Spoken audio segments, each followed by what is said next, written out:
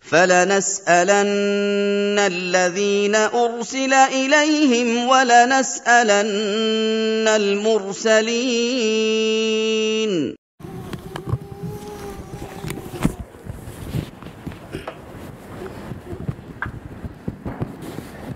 إن الحمد لله نحمده ونستعينه ونستغفره ونعوذ بالله من شرور أنفسنا ومن سيئات أعمالنا من يهده الله فلا مضل له ومن يضلل فلا هادي له وأشهد أن لا إله إلا الله وحده لا شريك له وأشهد أن محمدًا عبده ورسوله يا أيها الذين آمنوا اتقوا الله حق تقاته ولا تموتن إلا وأنتم مسلمون يا أيها الناس اتقوا ربكم الذي خلقكم من نفس واحدة وخلق منها زوجها وبث منهما رجالا كثيرا ونساء واتقوا الله الذي تساءلون به والأرحام إن الله كان عليكم رقيبا يا أيها الذين آمنوا اتقوا الله وقولوا قولا سديدا يصلح لكم أعمالكم ويغفر لكم ذنوبكم ومن يطع الله ورسوله فقد فاز فوزا عظيما أما بعد فإن أحسن الحديث كتاب الله وأحسن الهدي هدي محمد صلى الله عليه وسلم وشر الأمور محدثاتها وكل محدثة بدعة وكل بدعة ضلالة وكل ضلالة في النار.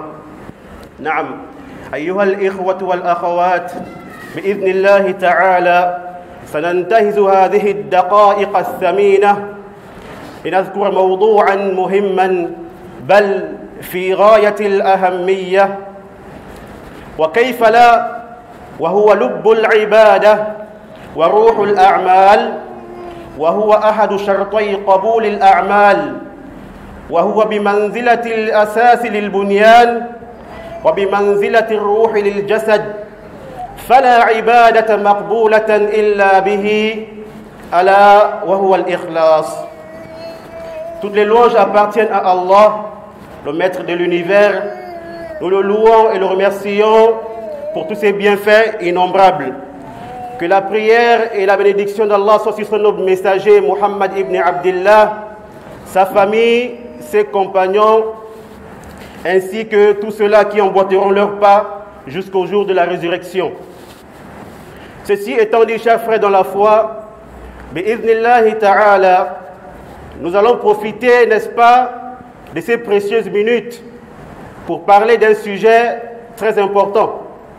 Naam, comment ne serait-il pas important alors qu'il s'agit du cœur et de l'essence même de l'adoration, de l'esprit de l'acte, l'une des conditions d'acceptation des œuvres. Il est elle la fondation pour l'édifice et l'âme dans le corps.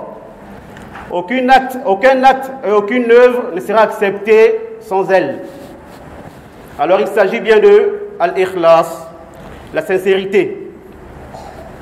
Qu'est-ce que la sincérité?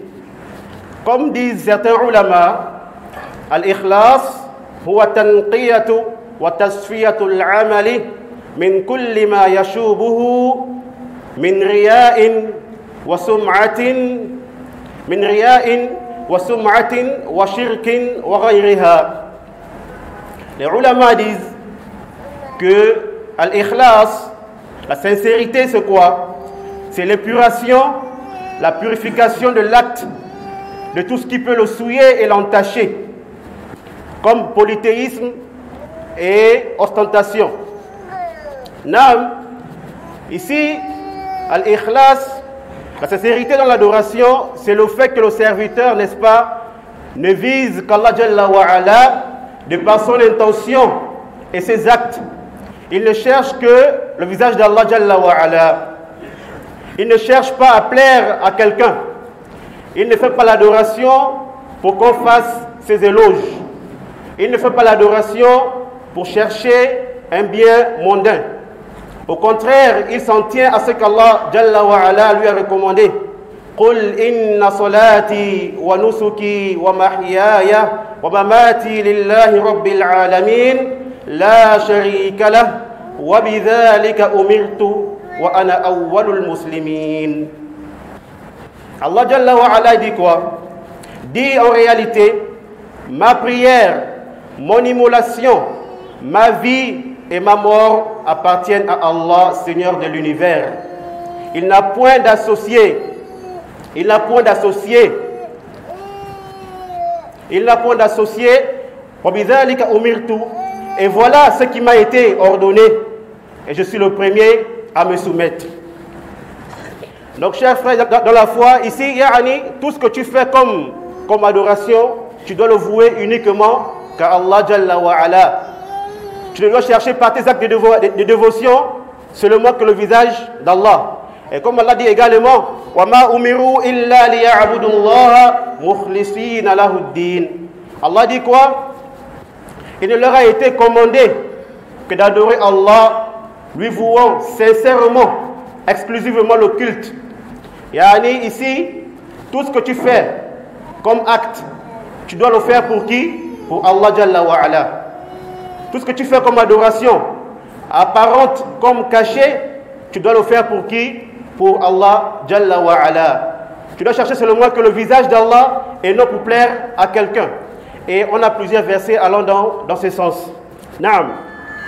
Ya ikhwa, il faudrait que le serviteur se rappelle, n'est-ce pas, de la grandeur d'Allah Jalla wa Ala.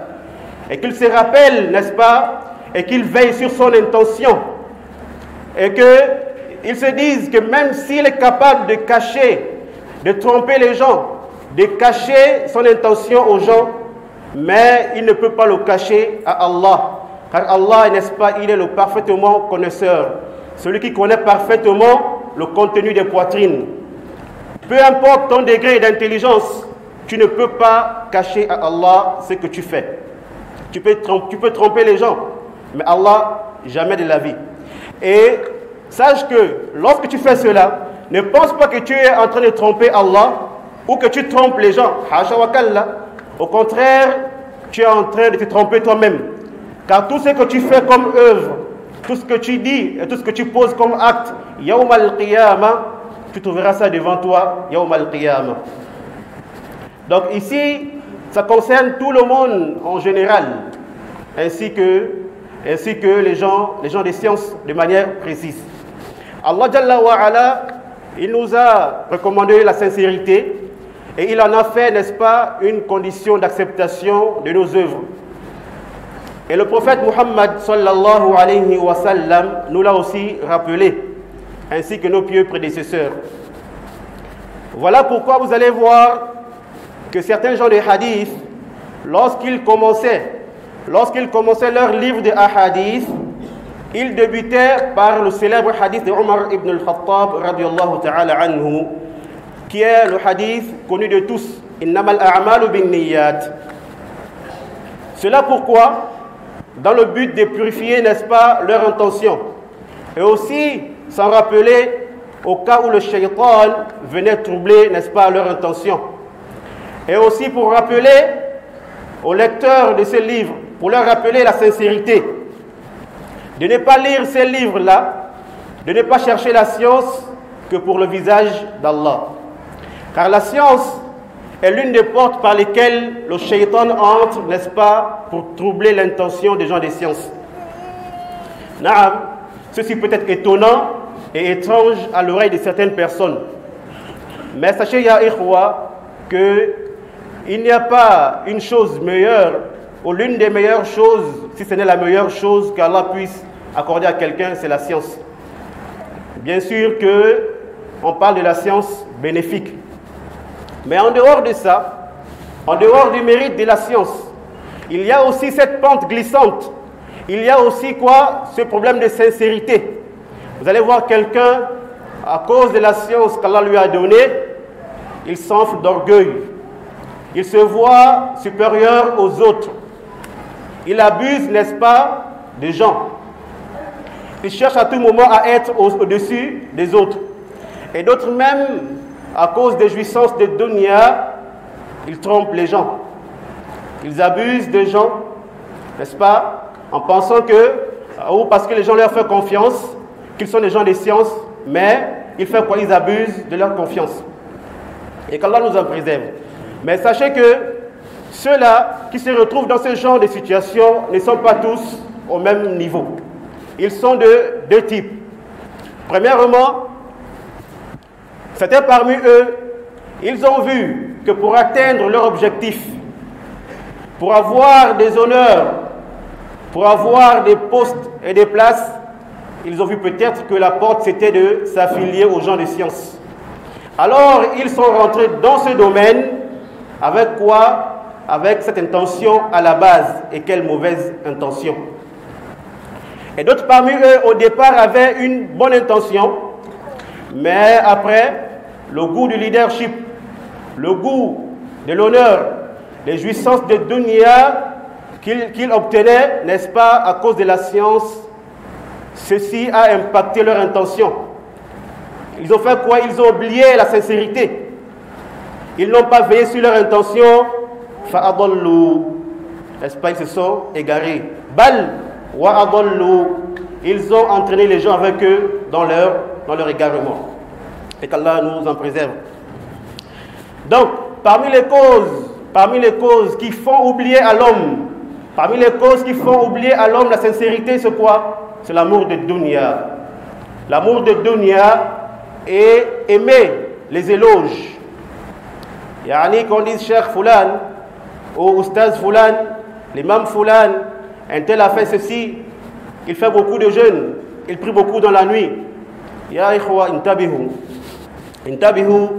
faites attention.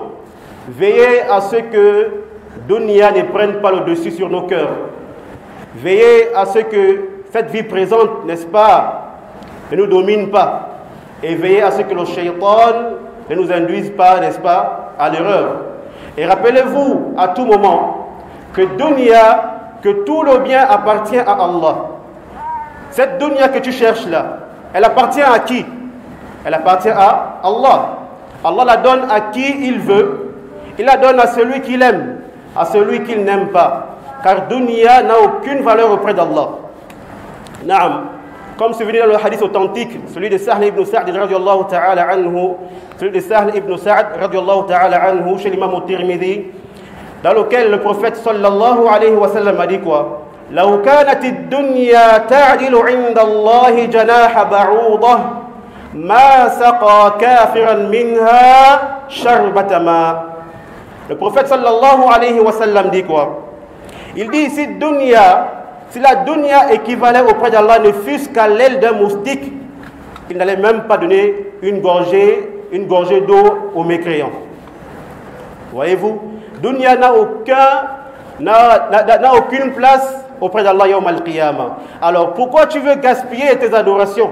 Pourquoi tu veux gaspiller tes bonnes œuvres à cause d'une chose éphémère, à cause d'une chose qui n'a aucune valeur auprès d'Allah, à cause des choses qui ne te seront d'aucune utilité yawm al-qiyamah? Et au contraire, c'est des choses qui te seront nuisibles, qui seront contre toi. Naam. Et ceci concerne tout le monde de manière générale, ainsi que les gens des sciences de manière particulière. Allah Jalla wa Ala, le jour dernier, il va demander aux gens des sciences, n'est-ce pas, qu'as-tu fait de ta science?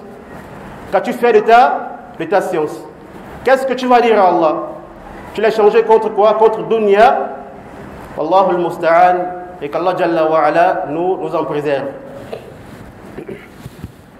Alors, le prophète sallallahu alayhi wa sallam, il dit, dans le récit de Mahmoud ibn Labid, qui est Hassan, rapporté par l'imam Ahmad et autres, يقول إن أخوف ما أخاف عليكم الشرك الأصغر.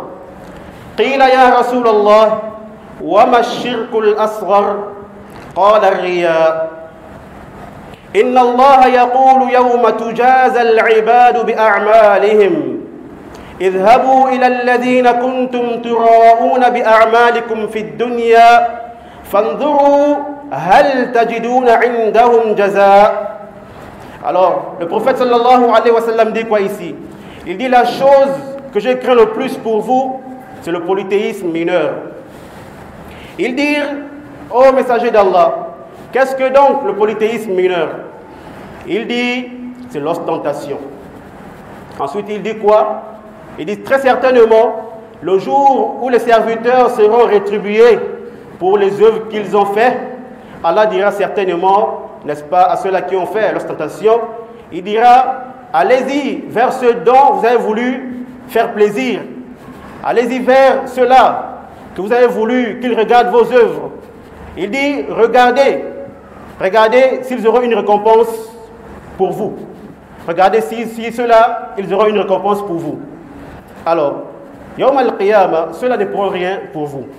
Les gens que tu voulais impressionner, les gens pour qui tu œuvrais, parce que tu voulais qu'ils fassent tes éloges, tu voulais qu'ils parlent de toi, alors tu n'as rien comme récompense, parce qu'ils ont déjà parlé de toi, ils ont fait tes éloges, tu n'as que ça comme récompense, mais auprès d'Allah tu n'auras rien. Et si Allah Jalla wa Ala te prive d'une chose, qui te la donnera? Personne. Ce jour-là, A'ni Yawm al-Qiyamah, ce jour-là, chacun cherchera à sauver sa peau. Même le shaitan te désavouera. Yawma yafirru al-mar'u min akhihi wa ummihi wa abihi wa sahibatihi wa banihi. Ce jour-là, l'homme s'enfuira, n'est-ce pas, de son frère, de sa mère, de son père, de sa compagne, ainsi que ses enfants, de ses enfants.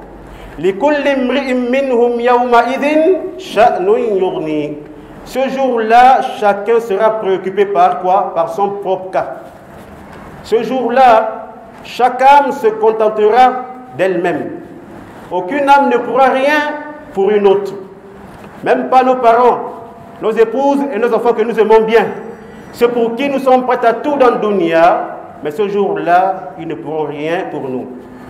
Mais malgré ça, il y a des gens qui s'amusent à cacher la vérité aux gens. Il y a des gens, n'est-ce pas, qui dissimulent la science. Ils dissimulent la vérité. Pourquoi? Pour juste des biens mondains, pour faire plaisir aux gens. Ont-ils oublié la parole d'Allah Jalla wa Ala lorsqu'il dit Yawma ta'ti kullu nafsin tujadilu an nafsiha. Yawma ta'ti kullu nafsin tujadilu an nafsiha wa tuwaffa kullu nafsin ma amilat wa hum la yuzlamun. Alors écoutez bien ce verset et placez-la entre vos yeux et rappelez-vous d'elle à chaque fois que le shaitan vient, n'est-ce pas, troubler vos intentions. Rappelez-vous qu'Allah Jalla wa Ala, il dit quoi? Le jour où chaque âme viendra plaider pour elle-même. Le jour où chaque âme viendra plaider pour qui? Pour toi, là. Pour autrui, là. Pour elle-même. Allah dit quoi? Le jour où chaque âme viendra plaider pour elle-même. Et chaque âme sera rétribuée pour ce qu'elle a œuvré, sans qu'il ne subisse aucune injustice. Donc il convient, chers frères dans la foi, de méditer ces versets-là et de ne pas chercher l'agrément des gens.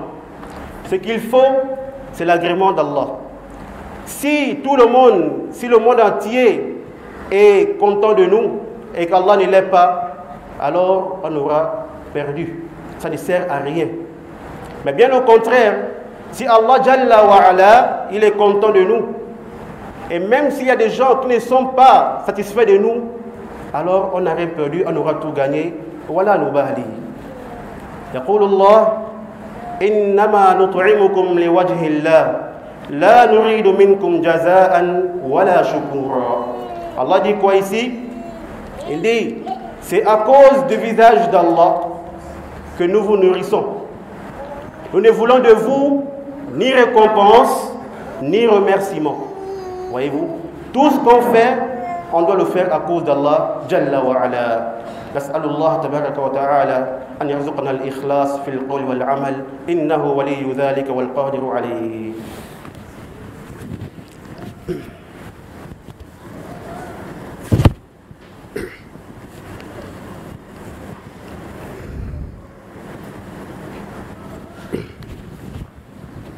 Alhamdulillahi Rabbil Alamin. والصلاة والسلام على رسول الله وعلى آله وبعد. فقد أخرج الإمام النسائي بإسناد حسن صحيح عن أبي أمامة الباهلي رضي الله تعالى عنه قال: جاء رجل إلى النبي صلى الله عليه وسلم فقال: أرأيت رجلا غزا يلتمس الأجر والذكر ما له؟ فقال رسول الله صلى الله عليه وسلم: لا شيء له. فأعادها 3 مرات يقول له رسول الله صلى الله عليه وسلم: لا شيء له. ثم قال: إن الله لا يقبل من العمل إلا ما كان له خالصا وابتغي به وجهه. Imam al-Nasa'i rahimahullah ta'ala a rapporté de façon bonne et authentique d'après le noble compagnon Abu Umamat al-Bahili radiyallahu ta'ala anhu, qui a dit: un homme vint au prophète sallallahu alayhi wa sallam et lui demande: vois-tu un homme qui sort combattre dans le sentier d'Allah, et par là la personne cherche le visage ou la récompense d'Allah, au même moment aussi il cherche la renommée.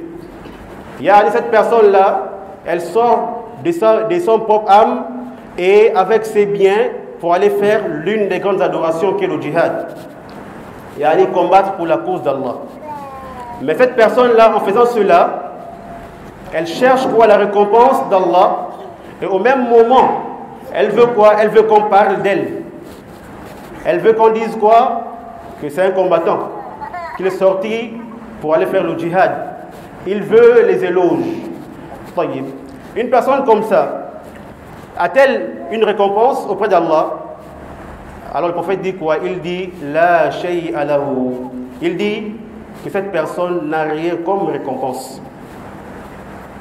Et l'homme a répété la question à 3 reprises, et il lui a dit aussi à chaque fois que la personne n'a rien comme récompense. Ensuite, le prophète dit quoi? Il dit: Allah n'accepte que l'œuvre qui a été faite sincèrement pour lui et par laquelle on recherche quoi? Que son visage. Voyez-vous? Donc l'œuvre dans laquelle on vise Allah et autre qu'Allah, Allah n'accepte pas cela. Au contraire, Allah fait quoi? Il la rejette. Allah n'accepte pas la saleté. Vous voyez? L'œuvre dans laquelle on cherche Allah, ou qu'on cherche Allah et autre chose à la fois, Allah rejette cela et il te laisse toi avec ton œuvre, avec ce que tu visais.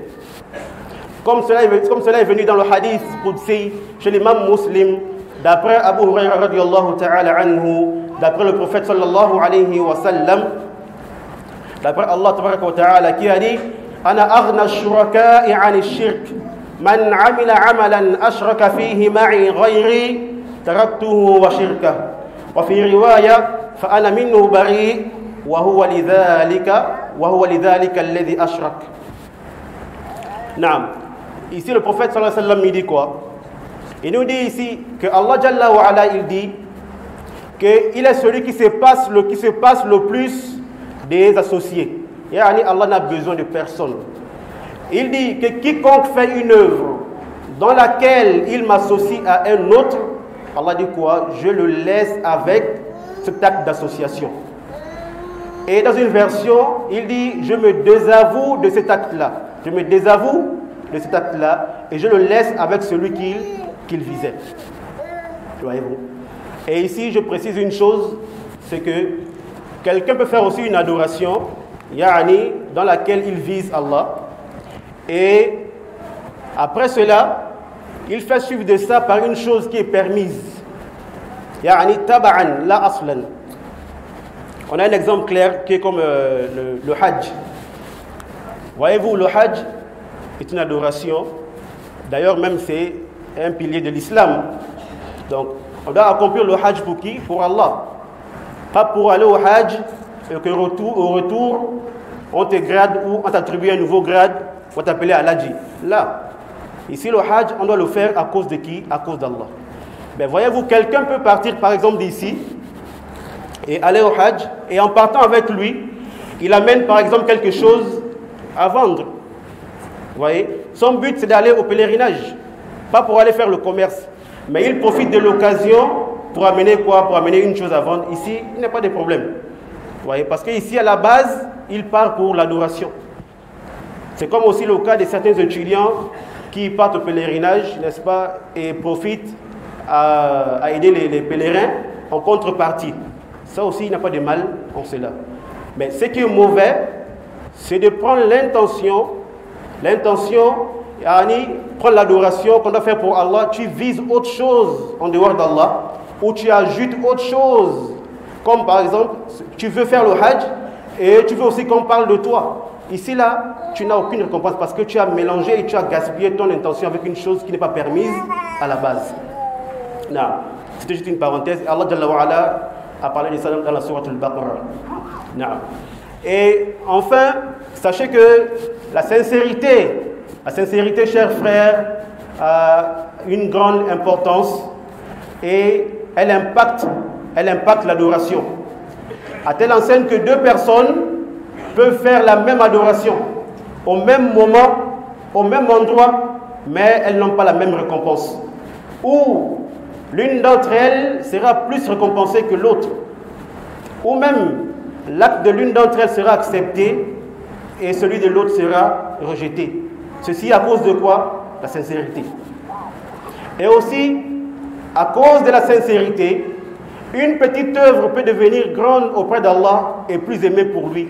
Cela en fonction de la présence du tawhid et de la sincérité.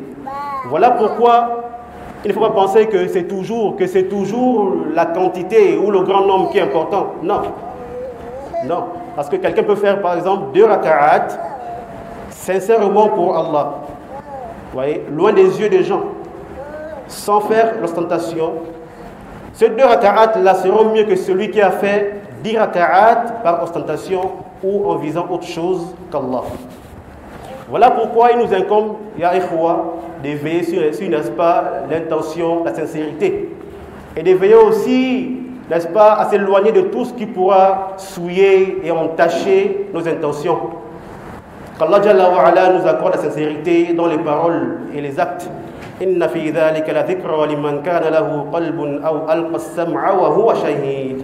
Wa subhanaka Allahumma wa bihamdika ashhadu an la ilaha illa anta astaghfiruka wa atubu ilayk.